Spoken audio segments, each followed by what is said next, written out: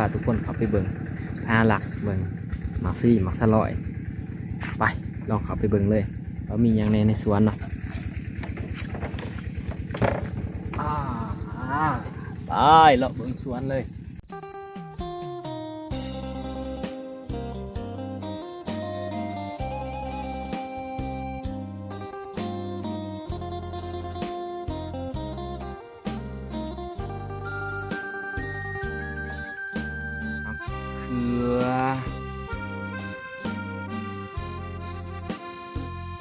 มาซาลี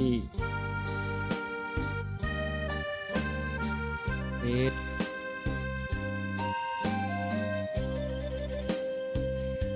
นั่งมองเดือนดาวคิดถึงข่าวเฮาอยู่บ้านนาคิดถึงห้วยห้องน้องป่าเคยซ่อนสาผู้ป่ากลางทุ่งหมักเขือพี่น้องเอางาม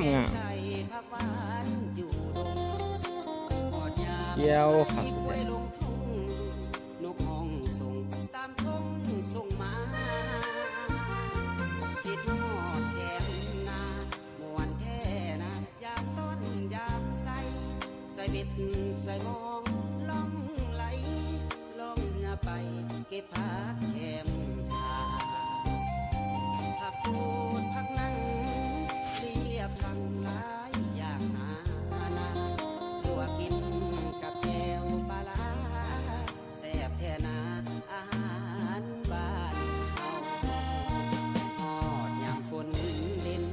หอมกลิ่นไอดินขึ้นฟ้าสุขใจแท้น้อบ้านนาทำแรงมาไต้เขียดแก้มน้องไต้กบไต้แหได้หลายแหจนว่าล้นคอเสียงอีแซวห้องดังก้องไปทั่วท้องนาแล้วเวียกแล้วงานก็พากันต้มหวานมันก็ต้มหวานพากันไปเลาะพูดบุงสวนเพิ่นเนาะบ่มีหยังหลายมีแต่หมักสลีสลอยหมักเขือหมักเพชรที่มีบัสมิงกับเขาเนาะแต่ว่าเขาเป็นงาม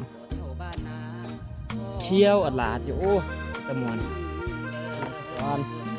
ม่วงเขาไปกินผมมีแนวให้หลักครับอันนี้กับท่านซุปนี่นะดำหน้าสิบวกข่วยปาโต้บนอื่นบ่ดำสงสัยบริไทยหน้าอะไรปีนี้ดำหน้าสิบวกข่วยพี่น้องก็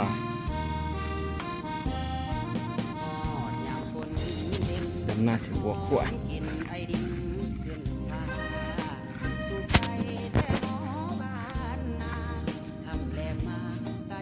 โอ้ยหนูมากินผักดิเบิ้งเสียวกล่องตบนี่ได้เรียบร้อยเอาอีกอยู่บ้า